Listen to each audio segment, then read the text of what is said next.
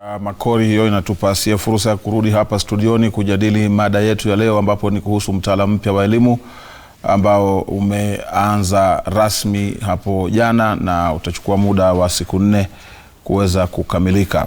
Studioni ninaye Christabel Marangu ambaye yeye ni mkurugenzi Amicus School, pamoja pia ni mwanachama wa Kenya Private Schools Association KEPSA.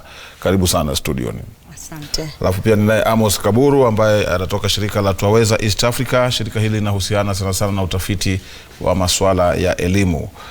Karibuni kwenye mada yetu ya leo kwa kuhusu mtaala huu mpya wa elimu. Je, ni wakati mwafaka kwa mtaala huu kuanza ama tulikuwa tusubiri? Asante sana. Mimi kwa maoni yangu naona hii ni wakati muhimu wa kuanza hii. It is very important, it is not something new. Yeah? Watu wanaita mtaala mpya, lakini elimu inafaa kuwa hivi. Haswa katika chekechea and early years.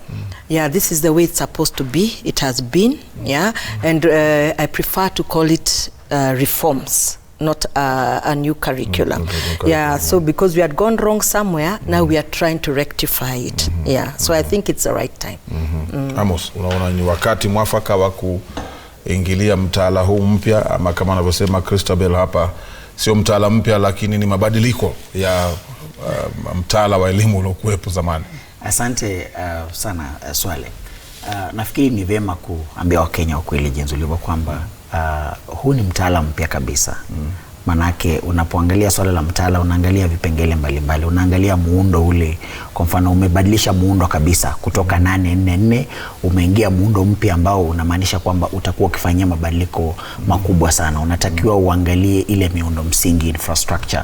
Kama ulikuwa na miaka 8 kwa shule za msingi, sasa unapunguza na kufikisha miaka 6, unajenga kiwango kipya ile junior secondary ambayo haikuwepo.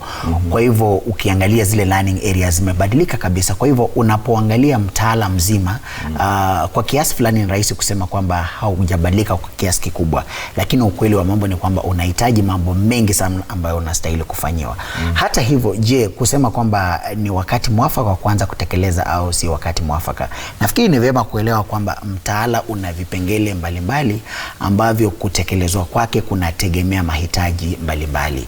Na ukiangalia kuanza kutekelezwa kwa mtaala katika miaka ya chini, ile early years na kindergarten, nafikiri si kuchelewa kusema kwamba tuko tayari kuanza kutekeleza kwa sasa. Lakini unapoangalia mtaala mzima ili kwamba ukaweza kutekelezeka, umeingia miaka ya baadaye, ile mwaka wa 4, wa 5 na wa 6, unajaribu kuangalia kwamba wala watoto watakapokuwa wamemaliza ile elimu ya msingi katika kipindi cha miaka 3 ijayo kwa sasa, je, tuko tayari kusema kwamba wanafunzi hao watajiunga katika shule gani? Maanake kwa sasa tunapozungumza zile shule hazipo. Na pili ni kwamba utekelezaji wa mtaala lazima uwe katika sera madhubuti ambayo imepitishwa. Na hii ni sera ambayo inatakiwa kuwa imepelekwa bungeni, imejadiliwa na ikawa imepitishwa. Yani kile tunasema kwamba sessional paper.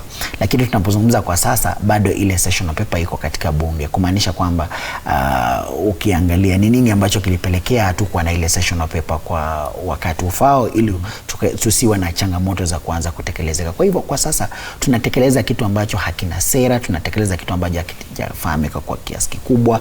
Ukiuliza wizara kwamba je, mna mpango ipi miaka 2, miaka 3 kwa sasa, itakuwa vigumu sana. Na wadau katika sekta nzima ya elimu sidhani kama wana majibu ya kutosha. Kwa hivyo kuulizwa kwamba kwa mfano kwa sasa tunatekeleza yale mafunzo ya walimu, je, baada ya mafunzo haya ya siku 4 kuisha ni nini ambacho kitafuatia? Usidhani kama utapatiwa majibu ya kutosha. Ukiuliza kwamba zile shule hazina vitabu vya kutosha, kuna mkinzano katika utekelezaji.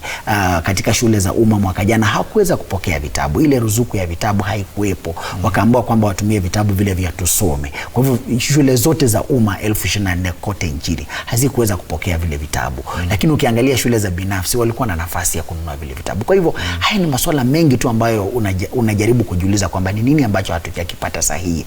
Na mwisho kabisa, kile ambacho kinapoteza imani na baadhi ya washikadau ni kuangalia namna mchakato mzima ulivyokuwa ukiendeshwa. Kwamba unapokuwa na waziri anasimama tarehe 15 mwezi Desemba anasema kwamba hatuko tayari kuanza kutekeleza.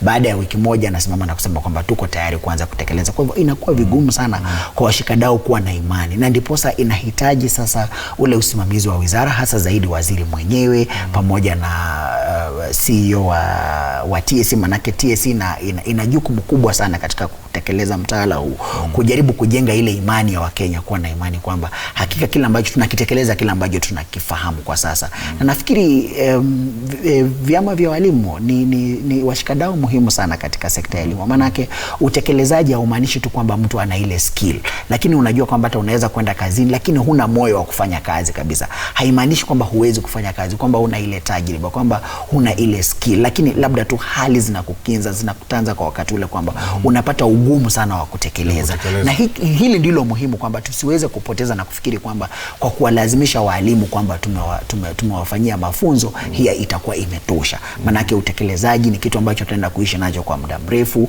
Utekelezaji si kama vile ambavyo unafinya switch na kuenda on, alafu pia unaweza kuswitch off na ukasema kwamba huwezi kutekeleza. Naam. Christabel, hata wakati wa 844 ilivyoanza, wakati wa utawala wa Rais Moi, ulikumbana na upinzani kama huo kutoka chama cha NAT, kutoka baadhi ya mashirika ya kibinafsi kama vile Twaweza, ambao wanasema ni jambo ambalo linachukua muda kutekelezwa. Je, unafikiri huu mfumo mpya wa mabadiliko ama marekebisho katika elimu kama unavyosema unaweza ukatekelezeka mbali na hizi pingamizi tunazoziona? Unaweza kutekelezeka na tayari imeshaanza kutekelezeka. Sisi katika Kenya Private Schools Association hatubaki nyuma, na mashule zote tumeanza kutekeleza kutoka kitambo with the piloting programs. We were very involved in them. We involved in the training. The training didn't just start this week, yeah.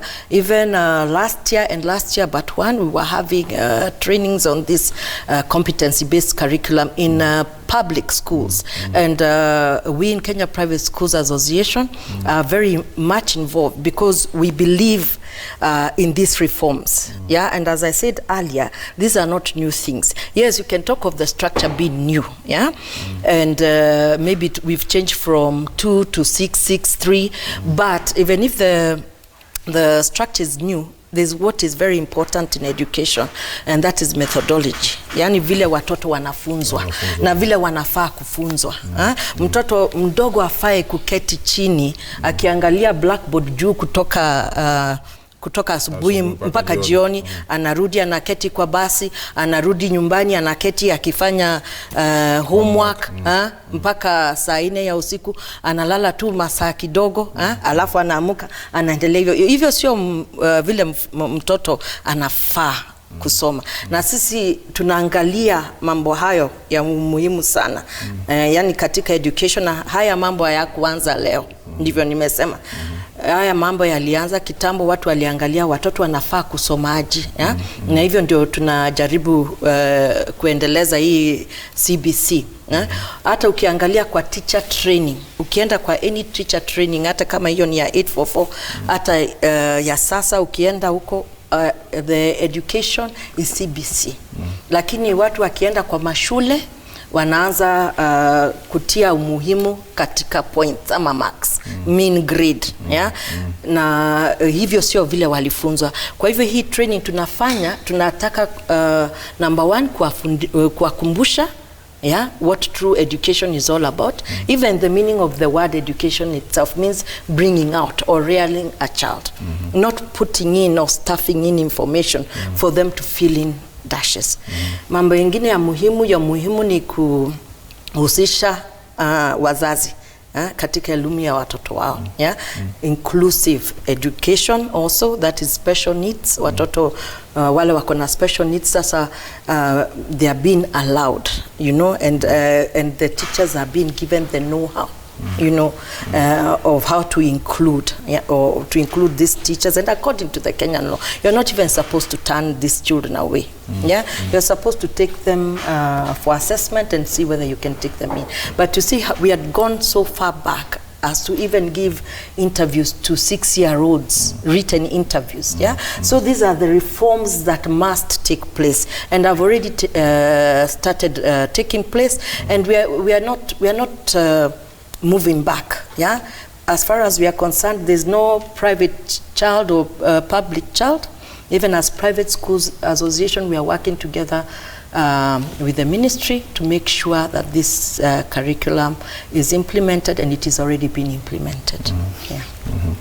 Najua kuna mengi ya kuzungumza, Amos, nitarudi kwako baadaye, lakini mtazamaji, kwa sasa tupate mapumziko mafupi kabla ya kuendelea na makala ya Sema na Citizen. Leo hii tukijadili kuhusu mtaala wetu mpya wa elimu, ambao tunaarifiwa kwamba kama Waziri Magoha alivyosema kwamba gari moshi la mtaala huo limeshaondoka kutoka Januari na hakuna kuangalia nyuma.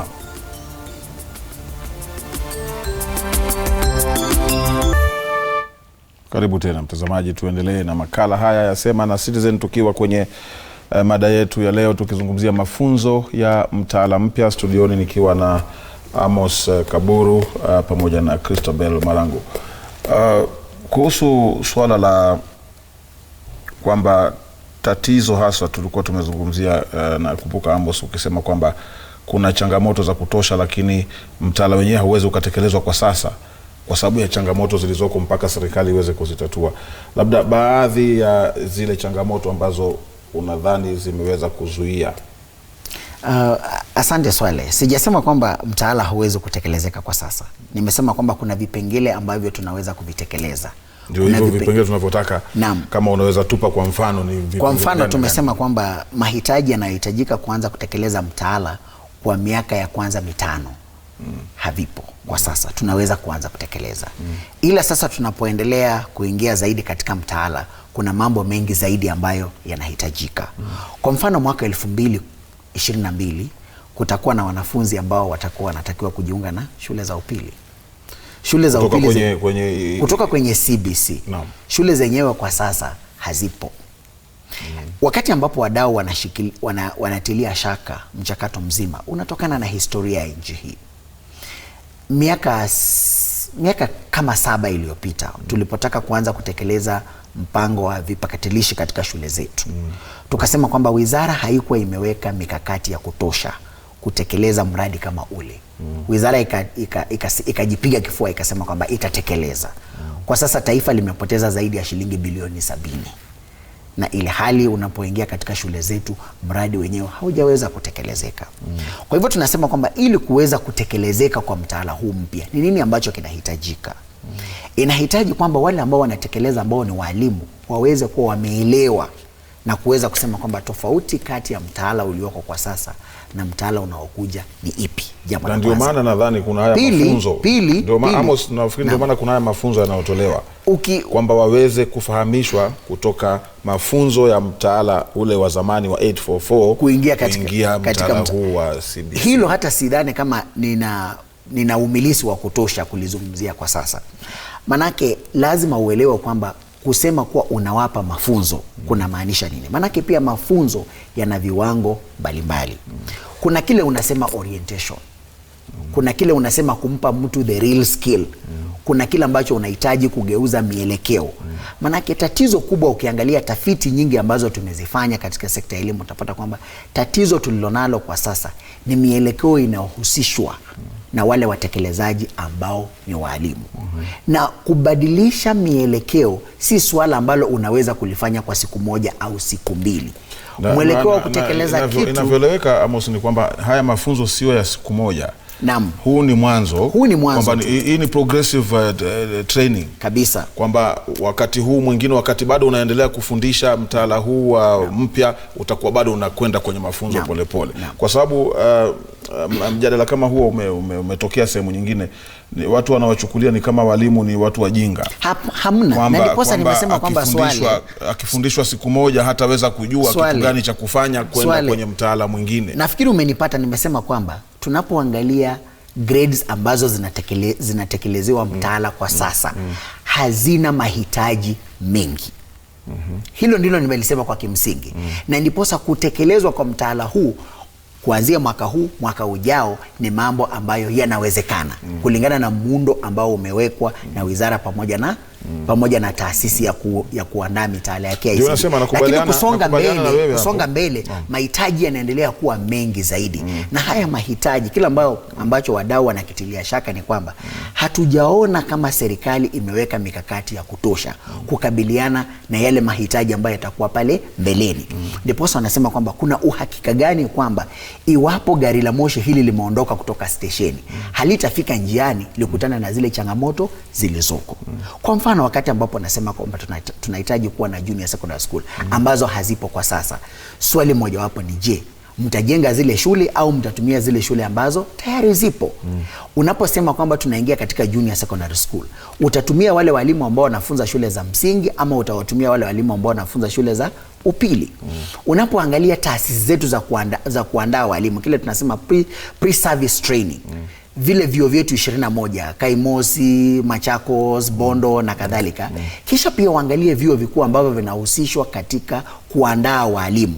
Vingi havijaweza kuletwa katika ule mchakato kuhakikisha ya kwamba hata walimu wetu ambao wanatoka katika yale mafunzo tayari wanakuwa na umilisi wa kutosha kuanza kutekeleza mtaala huu mpya. Lakini ngoja nikukatizie, mbona hawa wanachama wa KEPSA wao wanaendelea na mtaala huu mpya? Naam, ni muhimu kuelewa kwamba unapoandaa sera huwezi kuiandaa kwa sababu ya wachache. Unaandaa sera kwa sababu ya wengi. Na unapoangalia mfumo wa KEPSA ni mfumo tofauti sana na mfumo wa public. Kwa sababu gani? Kwa sababu gani? Na ni muhimu, umeniuliza hili nikalijibu swali. Kwamba unapoangalia utendakazi katika sekta ya umma na utendakazi katika sekta ya kibinafsi unakuwa na tofauti kubwa sana kwa sababu ya zile vested interest zinakuwa nyingi. Katika sekta ya kibinafsi ni rahisi sana kwa maamuzi kufanyika kwa haraka. Manake labda unaingia katika shule ambayo labda ina walimu 15.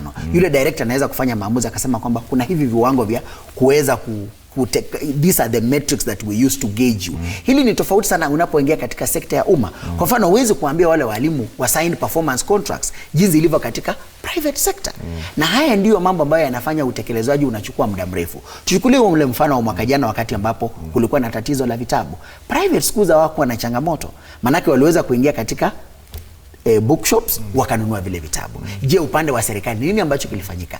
Agizo moja pekee la wizara tu kwa pesa na wizara. Agizo moja pekee katika serikali lilipelekea shule zote za umma kuwa na changamoto. Manake wakati ambapo wizara inaamua kwamba shule hazitanunua vitabu kwa mwaka huu. Alafu zinawaambia kwa walimu kwamba kumekuwepo na vitabu tofauti ambavyo vilikuwa vikitumika. Ilhali yale mafunzo hayakuwa yameainishwa na vile vitabu vilivyokuwa vilisababisha kuwepo na matatizo mengi katika na hili ninalisema manake mimi mwenyewe nilitembelea shule nyingi sana. Nikiwepo mmoja kama part of the evaluators ambao tulienda kwenye zile shule. Kwa hivyo lazima tuweze kuangalia kwamba unapotengeneza sera iwe ile ambayo inawafaa wote, si sera ambayo inawafaa wachache. Na ndiposa tukasema kwamba changamoto mojawapo katika elimu yetu ni swala la usawa. Na tusipoangalia swala la usawazishaji, equalization and equity katika elimu yetu, utapata kwamba elimu hii inawafaa zaidi watoto ambao wanahudhuria elimu ya mafunzo ya kibinafsi ukilinganisha na wale watoto ambao wanahudhuria elimu ya shule za umma. Kwa hivyo lazima pawepo na mikakati kama kuna tofauti. Christabel, Amos anasema kuna tofauti. Ndio, kuna tofauti labda katika baadhi ya masuala fulani, mimi si mtaalamu wa elimu. Lakini ikija kwamba ni kama ni kwa mfano wa 844 shule za private, shule za binafsi na shule za umma zinafundisha mtaala mmoja. It's important. Tofauti inatokea wapi hapa? Kwa sababu huku hawa wanalipa pesa nyingi na hawa wanakwenda masomo bila malipo. Hiyo ndio nafikiri inakuwa tofauti kubwa. Hata hilo hatustahili kufikia pale. Hebu tueleze. Wewe unatoka shirika la Kenya Private Schools Association. Yes, thank you Swale. Mashule ni yale, watoto ni wale. Hata wale wanaenda private school, unaona wengine wametoka private school wanaenda public secondary schools and vice versa. So it's the only difference is that these ones are privately owned and these other ones are public schools. We are following the same systems. We follow the same regulations. So I think we need to be very careful when we are discussing the challenges, the implementation of this curriculum are facing. First of all, we need to ask ourselves, why are we implementing this new curriculum? What are the questions, or what are the things that have informed this? And you know, as time has gone on, you've even had university lecturers complaining, employers complaining, people are not being able to think outside the box.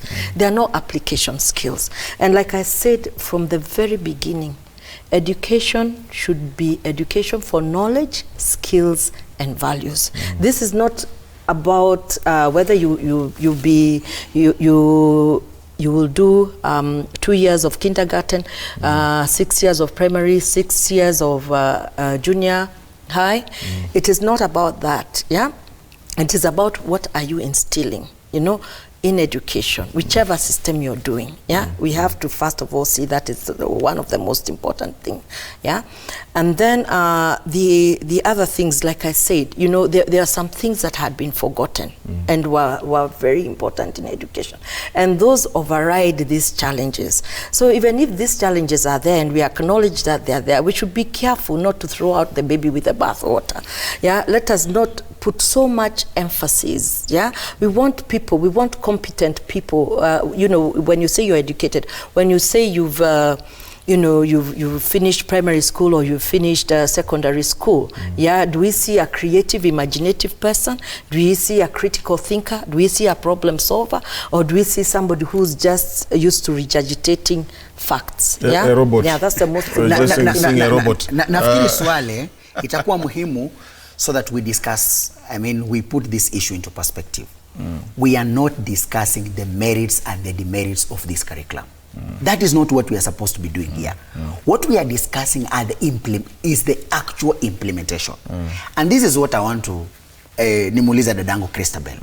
Wakati ambapo serikali ilifanya maamuzi kwamba tutatekeleza CBC, what are the practical steps that Kenya Private Schools Association did? And how do we draw the parallel with what was happening in public schools? That is the bone of contention. That when you look at the Kenya Private Schools Association, it picked the curriculum, ikaelewa the demands, ikajiuliza kwamba for this to work in our schools, we need to do 1, 2, 3, 4, 5. That is what is lacking in the public sector. That is what we are addressing. Na ndio maana serikali inapeleka walimu kwenye mafunzo haya kuweza kujua jinsi ya kutekeleza mtaala huu. Nafikiri hili litafaa zaidi hata tukimuuliza Christabel mwenyewe akwambia kwamba how did the private schools organize their training?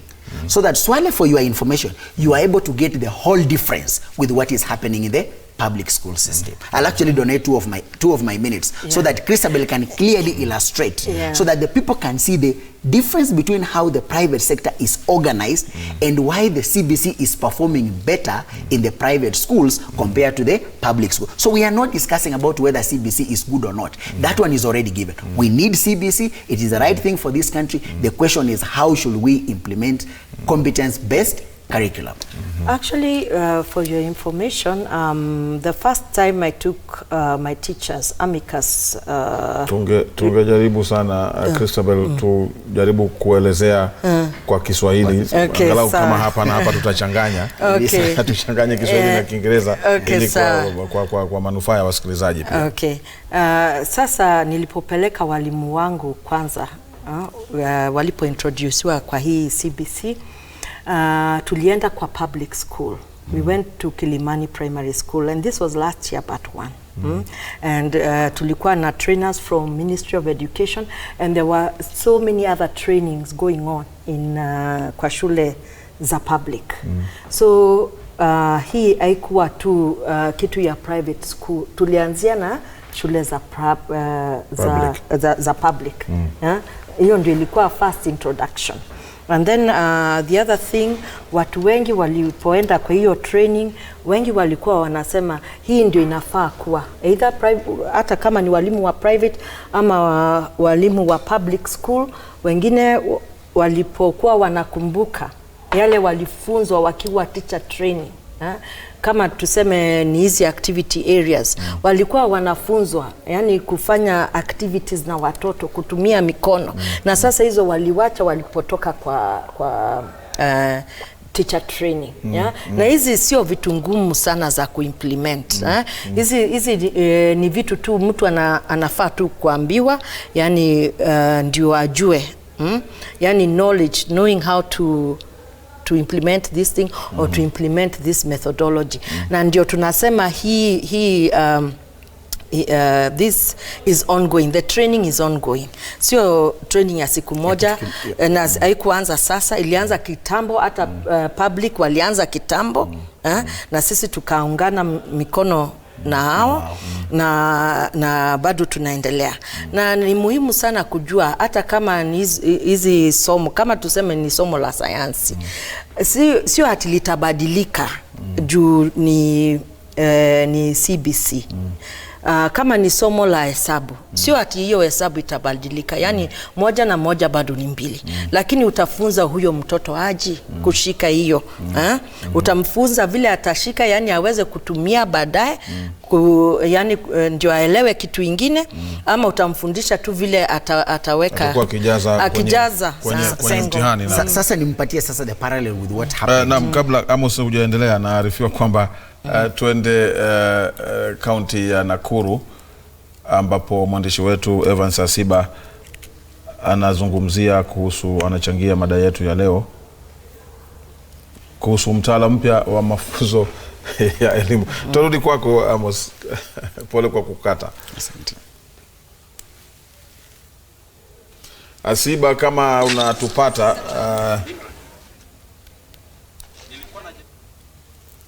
Asiba kutoka Nakuru.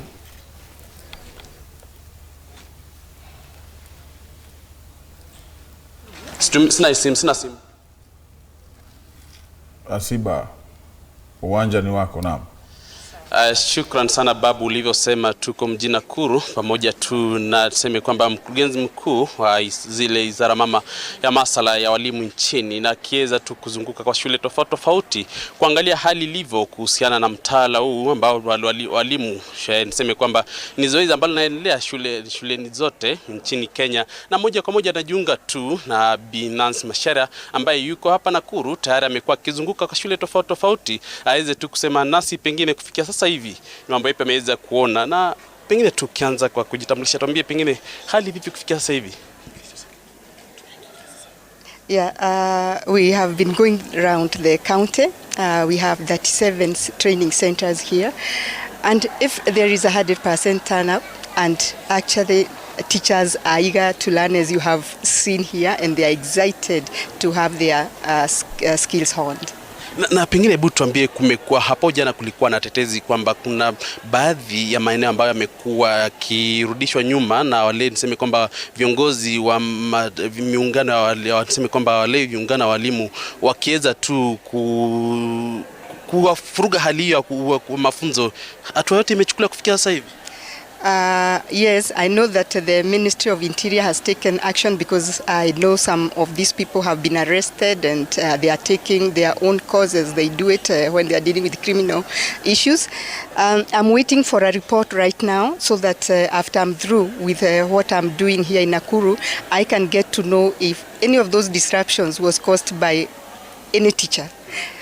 I have read in the media, I'm not so sure, because I have to wait for our regional directors to give me these reports. But if, for example, what I hear, the treasurers, the chairmen, who are actually active teachers in class, including the executive secretaries whom we release to the unions, if any of these people were concerned in what the disruptions that went on yesterday, yes, we shall be taking action, and I shall be giving you in due course this week as we go around how many of those are teachers and the action that we will take on them. It will be immediate and prompt.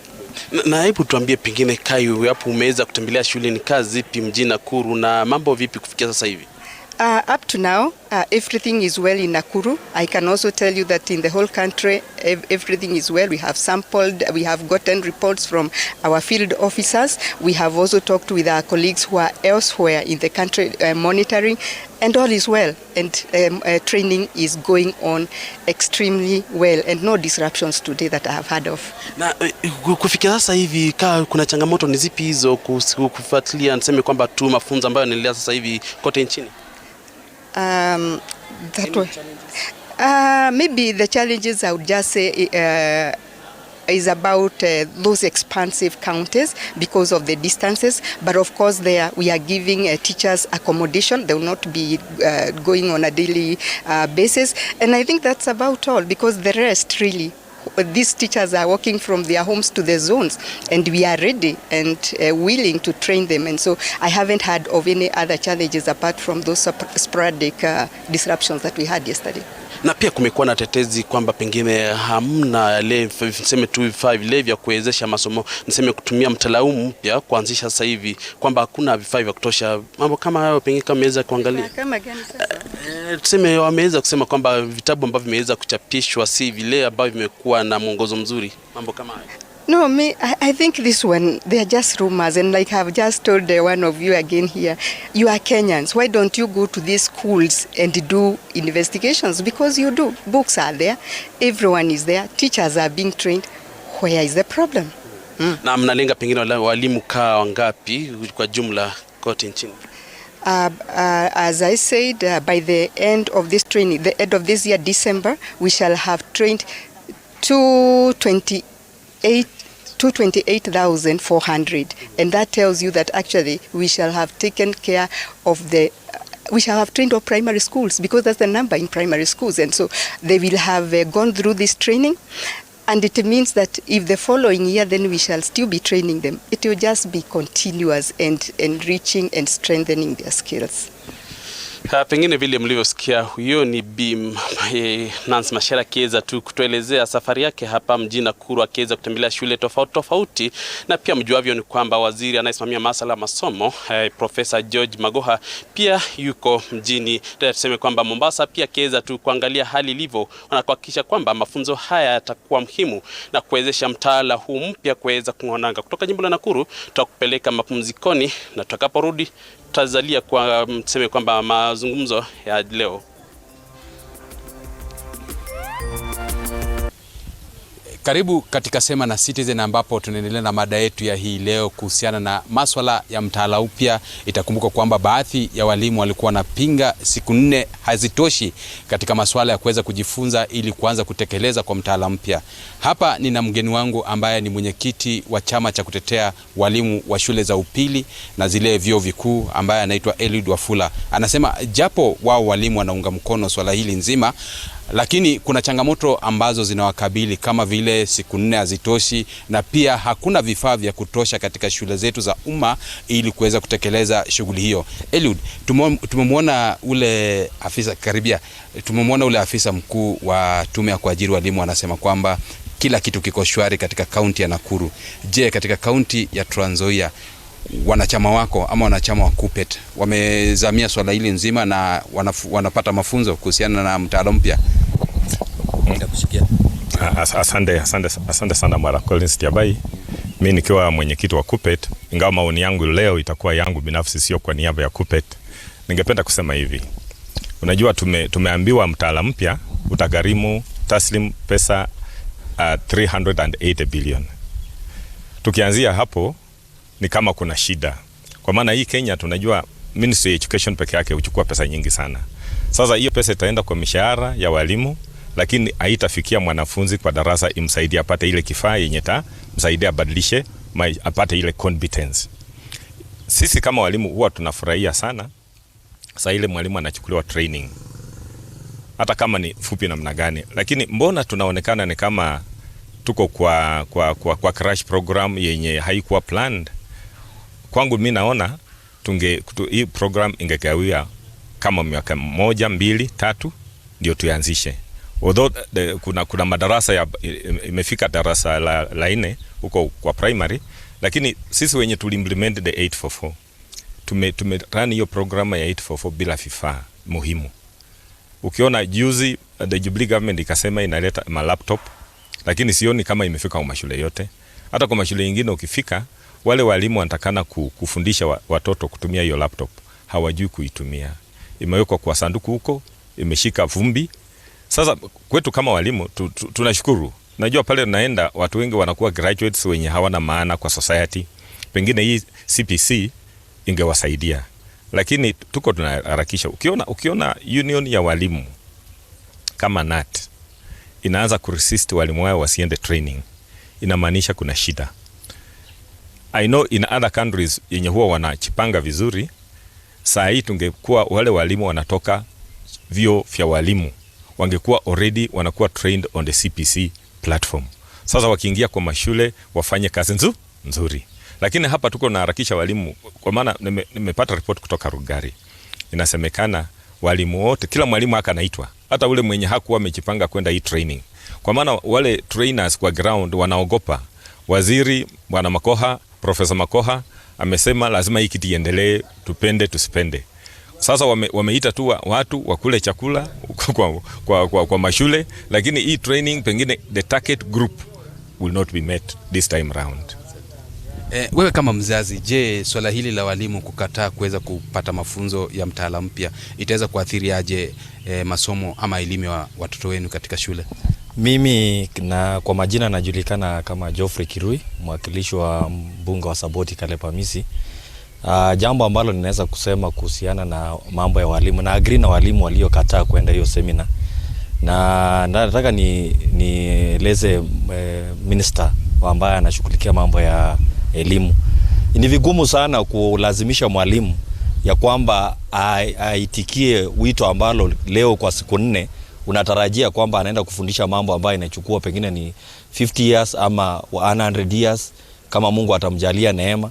Sasa utapea mtu 4 days na unamwambia kwamba ati training ni ya 4 days. 4 days hata kama ni yeye minister ameambiwa kwamba ni 4 days anaenda training, baada ya training unapewa kazi. Hizi ni kama kutafutia walimu makosa, kwa sababu ni kama kutaka kufuta walimu. Kwa sababu walimu watakapokosa kuchukua majukumu yao na watoto wakosa kuperform vizuri shuleni, itaonekana shule fulani imefanya vibaya kutokana na walimu fulani. So mimi ningependa tu kusema kwamba ni vizuri walimu wapewe time. Na mambo ya kulazimisha walimu kufanya kitu ambacho haijakubalika kwa walimu haitakuwa vizuri kama ni sisi kama Wakenya kuforce mtu kufanya kitu ambacho yeye hajachukua training kwa muda mrefu. Thank you very much. Hayo tu ni baadhi ya wadau na wazazi katika kaunti ya Trans Nzoia ambao wanasema kwamba japo mtaala mpya ni muhimu sana kwa elimu ya taifa hili, pia kwa wanafunzi, kuna haja kwa serikali kuhakikisha kwamba inawapa mafunzo ya kutosha wale walimu ambao watatekeleza mtaala huo, na pia kuweka vifaa vya kutosha katika shule zote.